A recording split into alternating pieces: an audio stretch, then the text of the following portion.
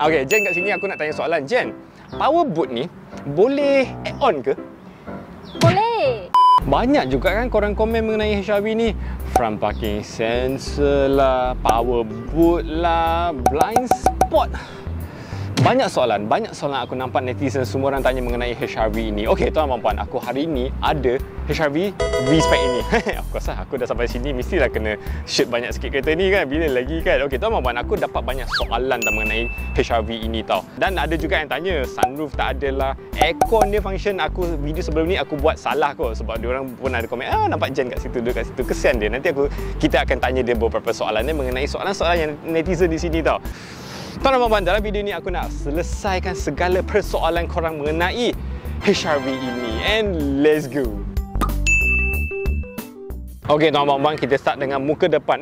Macam aku nak review juga kan. Kereta ni aku dah review dah. Kalau korang nak tahu apakah review aku untuk HRV V-Spec ini, link dia di bawah. Okey, aku nak start dengan dia punya feature yang banyak orang tanya. Kereta ini adakah ada front parking sensor? Okey, korang sekali imbas, adakah nampak bintik puting tu untuk front parking sensor? Sebab kenapa aku tanya macam tu? Sebab dia punya sensor adalah puting ini tau, nampak ni. Satu sini, dua situ kan. Puting ini adalah parking sensor tau. Patah balik ke depan ni, ada tak nampak puting tu? Tak ada. Jadi tuan-tuan dan puan, aku dah boleh jawab soalan itu adalah HRV ini tak ada front parking sensor. Termasuk yang RS tau. RS pun tak ada front parking sensor. Jadi soalan pertama selesai. Soalan kedua adalah ini, side mirror folding. Okey, aku ada kunci di sini. Okey, first aku nak beritahu korang lah. Kunci ini adalah unlock. Okey, kereta ni unlock Inilah. Tunjuk korang dah unlock kan? Boleh buka, unlock kan? Okey, sekarang aku kunci Aku kunci kereta ni. Nampak lampu dia clip, ada tak fold? Tak ada. Tapi of course lah, seperti semua kereta. Okey, ini boleh ada ni sensor. Aku masuk je tangan, boleh keluarkan. Ini ada inilah, boleh fold lah kalau korang nak fold lah. Boleh, tak ada masalah. Tapi kereta kena on dulu lah. Ini adalah manual fold lah. Manual fold boleh, tak ada masalah. Tapi kalau nak parking, lock kereta untuk fold, tak ada tuan-tuan dan puan. Nampak? Dia tak fold. Tak fold. Itu adalah satu feature lah. Korang kena take note lah. Tapi itu pun ada banyak orang tanya juga, kalau auto fold okey ke tak okey? Sebab kalau auto fold ni ada baik dan buruk dia. Kalau auto fold, setiap kali korang lock kereta, dia akan tutup lah, of course lah, kan auto fold kan. Dia ada motor kat sini tau. Jadi setiap kali off tu, motor tu bergerak. Jadi korang bayangkan, setiap kali korang on kereta, tutup kereta, katakan satu hari 2 kali, seminggu dah 14 kali tau. Jadi 14 kali fold ini, korang rasa motor tu boleh tahan berapa lama? Itu terpulang kepada korang lah. Tapi bagi aku personally, aku lebih prefer yang ada fold lah. Fold tu senang sikit kan. Kalau ada tutup tu, kalau orang nak parking dah selit-selit nanti kan, kalau langgar apa-apa takkan langgar korang punya ni kan. Itu pun satu feature. Tapi kalau nak manual buat pun boleh. Cuma kereta ni tak ada auto lah. Okay, next persoalan yang orang banyak tanya adalah power boot. Aduh, power boot. Kenapa korang suka concern sangat power boot ni? Aku tak faham. Boot boleh buka. Dah lah, aku nak power boot apa ni? Aku tak faham. Tapi aku tahulah function power boot tu, convenient dia macam mana kan. Tengok macam aku kena tarik, kena keluarkan sedikit tenaga untuk tolak kan. Burung tu bising. Kau diam. Burung, kau diam. Aku tarik ni guna tenaga sikit, susah sikit kan. Aku faham lah, mungkin kepada orang yang pendek ke, orang yang malas ke, tekan butang dah boleh tutup. Itu betul lah, itu aku tak boleh nafi lah, itu convenient lah kan. Tapi convenient pun sebab dia ada menggunakan motor lah kan. Dan korang tahu kan, kalau auto boot punya function, dia ada extra function dia adalah kalau boleh tarik sampai bawah sini sedikit ke macam mana kan, dia boleh adjust tau dia punya height kan.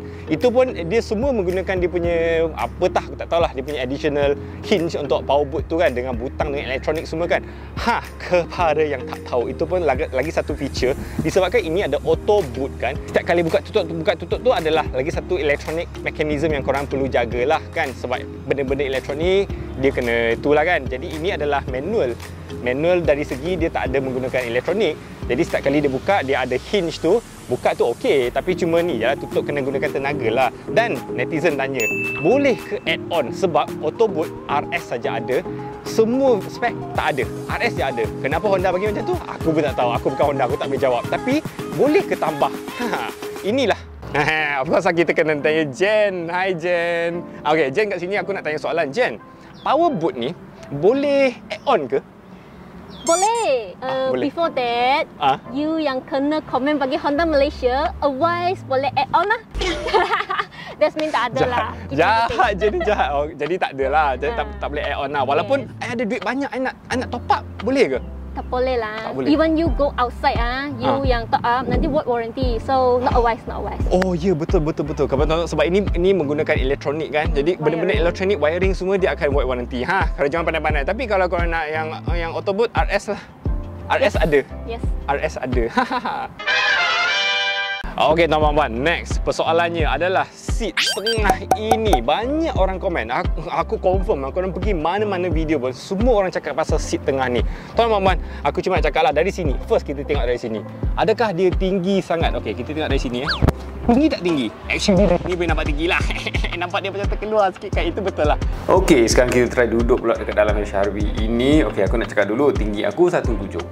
Tapi dari sini kan kau nampak kan, aku macam tinggi semacam je kan. Bukan aku tinggi. Aku tinggi jugalah, tapi ni kerusi ni yang naik atas sini nampak nak rambut aku pun hari ni bukannya lah cacat sangat, tapi dah dekat nak meraba dah nampak. Dah sangat dekat tau, nampak ada shadow dekat atas tu kan. Boleh meraba dah dekat bumbung atas tu. Tapi bukan itu saja tau, aku nak cakap juga dekat bahagian tengah ni tak selesa tau. Sebab nampak tak, bahagian tengah ni dia terkeluar tau. Bukan bahagian bontot je terkeluar, bahagian tengah ni terkeluar. Lepas tu nampak design dia melingkup macam tu. Actually dia lebih sesuai kepada dua orang duduk tau. Jadi dia kalau aku duduk betul-betul kan, dia akan menyebabkan belakang aku ni, nombor satu, sakit sebab dia terkeluar macam tu kan. Nombor dua, nampak design melingkup tu, bahu aku akan rasa macam terapung tau. Nampak tak? Okey, aku try duduk betul-betul tengok korang tengok dulu. Nampak bahu aku dah terkeluar ke depan. Lepas tu kalau aku duduk betul-betul, nampak kalau aku duduk ke belakang betul-betul, titik aku terkeluar.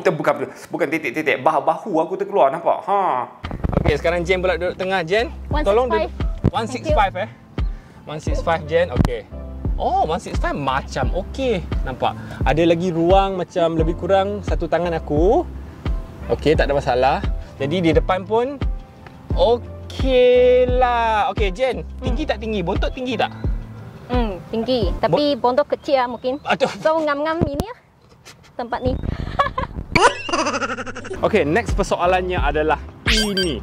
Side mirror blind spot. I tell you, is one of the hottest persoalan yang banyak orang tanya. Kenapa Honda tak ada bagi blind spot tapi bagi lane watch? Tak apa, kita masuk dulu. Aku on dulu kereta.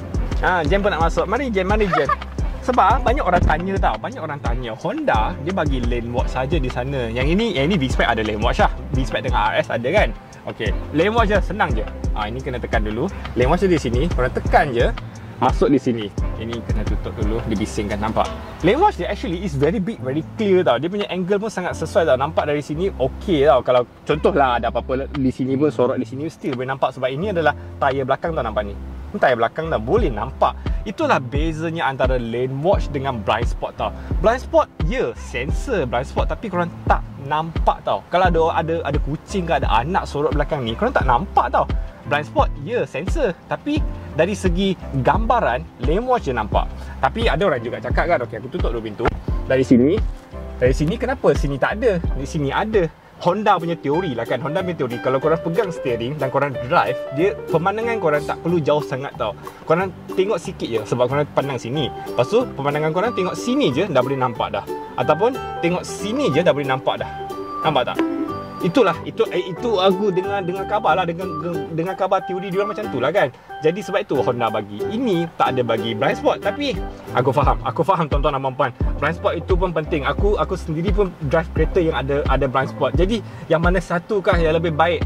Itu aku tak boleh jawab. Jen, tolong jawab. I pun tak boleh jawab. Okay, you suka McDonald ke atau KFC ke? Different choice lah. Customer ada yang prefer blind spot, boleh yang pilih kereta ada spy box. Blind spot, kalau bukan necessary blind spot, lane watch in Honda, welcome. Jen jahat, hari ni dia jahat. Betul. Terpulang kepada masing-masing lah. Kalau korang memang sukakan yang blind spot, fungsi functional, HRV tak ada, I'm very sorry lah. Kalau korang komplain dekat Honda lah, Honda komplain. Tapi kalau korang nakkan yang lane watch, yang ada adalah Honda lah. Honda ada lane watch lah. Kamera dia pun besar dan clear lah. Jadi tuan-tuan dan puan-puan, harap itu menjawab soalan korang. Okey, seterusnya tengok Jen dah main dah benda tu. Jen, wait. Kita nak masuk topik itu. Banyak juga okey, kena tutup dulu lah sebab nampak cantik sikit kan. Tuan-tuan, banyak orang juga tanya bukan aircon ni tau. Aircon itu adalah desain baru untuk Honda dan Honda HR-V ini. Adalah tangan tu dah keluar dah. Itu adalah dia punya air circulation. Aku tak ingat lah. Tapi yang itu di sini nampak sini. Nombor satu lah, first video aku dah buat salah kan. Sepatutnya kalau nak merasa aircon ini, pintu kena tutup. Kalau aku buka dekat sini memang dah tak rasa lah. Nampak dah dekat sini tak rasa. Aku boleh tunjuk contoh nampak ni. Ada sikit nampak tu. Sikit. Okey, aku tolak ke sini. Nampak tak beza? Kalau aku tolak di sini, plastik tu bergerak di sini. Nampak? Aliran udara dah lain tau. Ya, memang dah kurang sikit. Aku dah buka pintu. Kalau aku tutup, nampak? Aliran udara tu ada. Cuma okey, jap ya. Kita kasih kuat dulu aircon ni. Lebih kurang sampai sini Tak kuat tapi ada, nampak? Dia bergerak sikit tapi ada. Kalau ini ini nampak apa. Dia kuat. Okey. Tuan-tuan, the main function actually lah, pada tak tahu kita tutupkan sikit kan, nanti kan kuat sangat pula kan. Okey.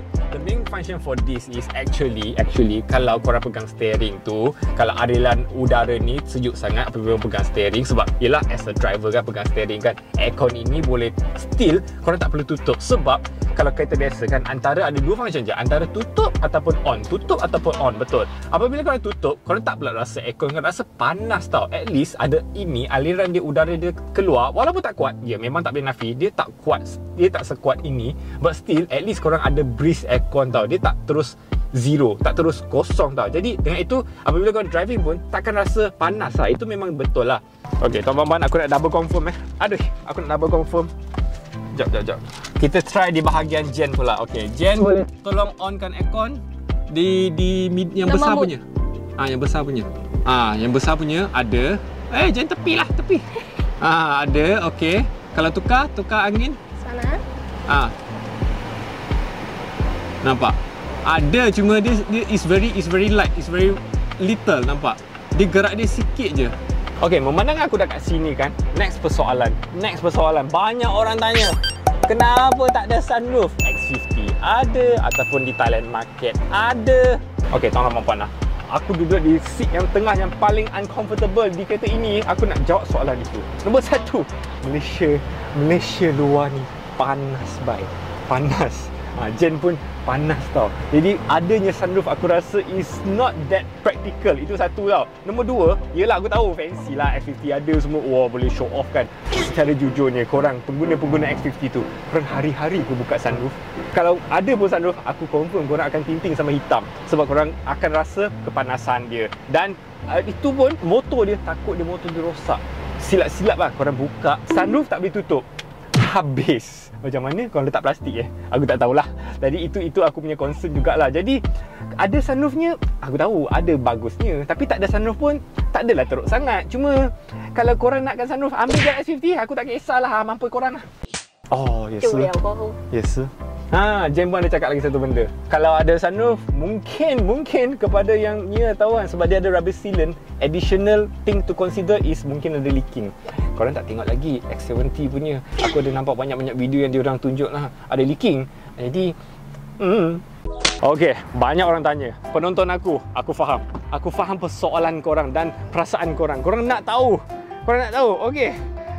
Di sini aku letak tangan tak sampai.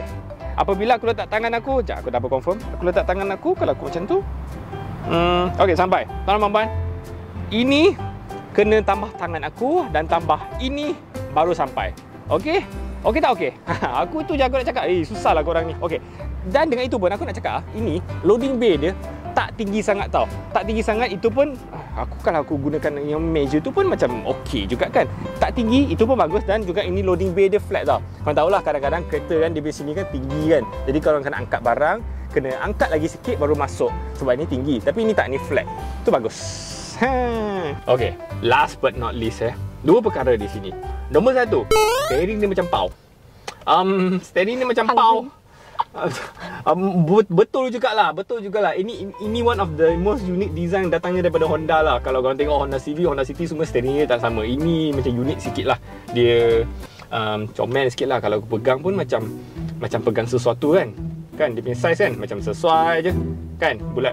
Tu bukan salah aku Honda kau yang design macam ni tau. Jadi aku kenalah menggunakan tangan ni dengan sepenuhnya kan.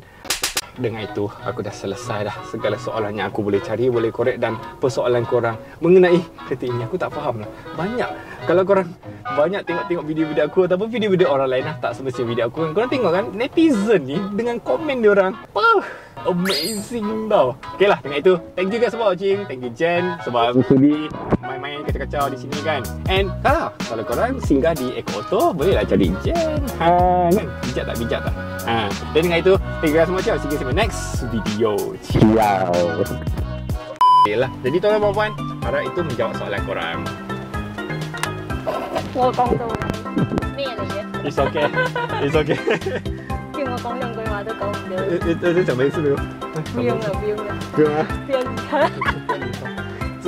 自然就好。